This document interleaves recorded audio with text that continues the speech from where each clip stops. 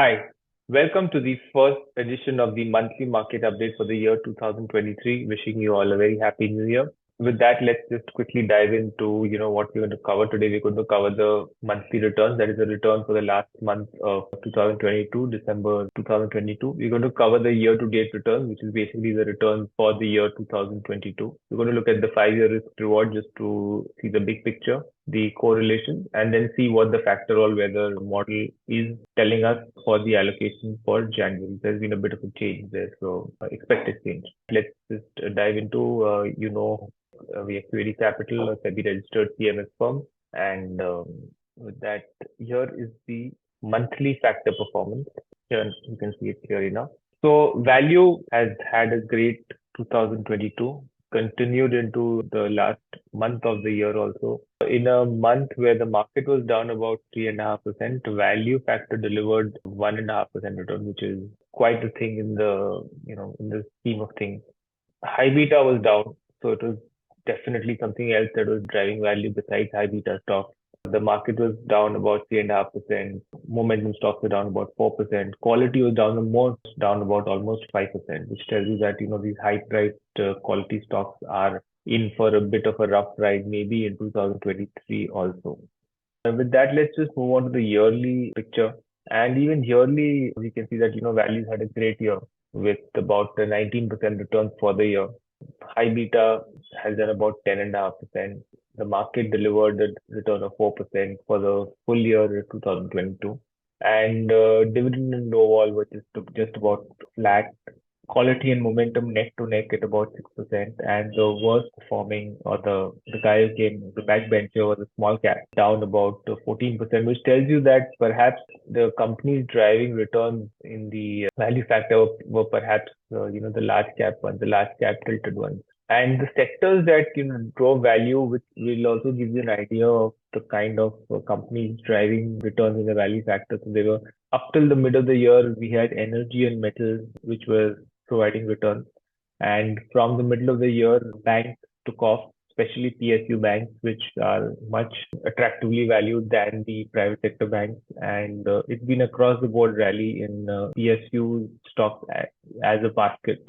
So that, I think, is responsible for the returns that you're seeing that the value factor has delivered in 2022. Value factor, remember, has not had a great decade from 2010 to 2020 onwards. But post the vaccine announcement in November 2020 and the run that started since then in 21 and 22, values had a great 2 years. And let's see if it's the decade of the value factor, the return of the value factor, so to speak.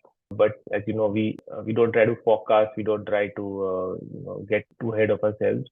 We try and see what's working in the market currently and what is likely to work. That's our Factor Investor Substack. If you want, you can go and subscribe there and join. We have almost 1,300 to 1,400 people who signed up for that. When we started, I didn't think there'll be 500 people, but thanks a lot for listening to us and subscribing to the Factor Investor Substack. With that, let's just look at the correlations, and I think that will explain the picture a little bit more, why the other factors didn't do well, and it's why it's not a surprise.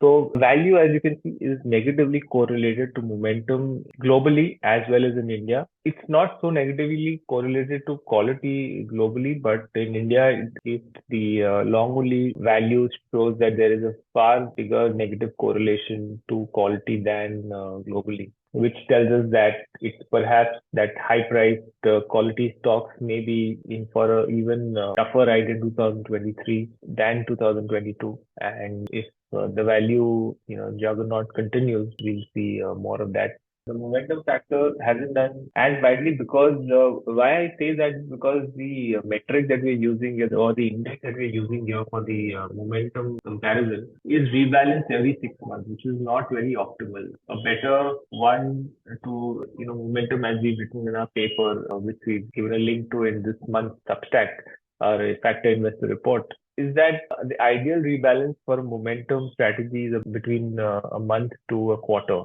So, if we had a strategy which was rebalancing on a monthly basis or on a quarterly basis, that perhaps would have done a little bit better than what it has actually done this year.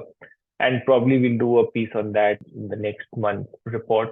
where we will look at different definitions of momentum and see how the implementation differs across these three rebalancing periods, as well as the universe that we take. Because it's clearly been a year of large caps where large caps have done well and small caps have been battered quite a bit. So let's see how this year pans out. Do small caps revert back and do large caps take a breather, or is it just going to be the rise and rise of the large cap value stock? This is the 5-year picture on risk reward returns versus risk, or which is measured as standard deviation. As you can see, not much has changed on that picture. If you've seen our last few videos, momentum continues to deliver, stay in its space a little bit above Nifty, where if you take as much risk as the Nifty, you were likely to get a slightly higher return. Quality, again, slightly lower risk, lower reward, same for low volatility. And on the right hand side in the red circle, you can see value still not come out of that trap where, on a 5-year basis, it's still underperforming quite a bit, especially compared to the risk that you take for investing in a value strategy. So yes, the 2 years have been pretty good, but as we know, and as we've always been saying, factors are cyclical.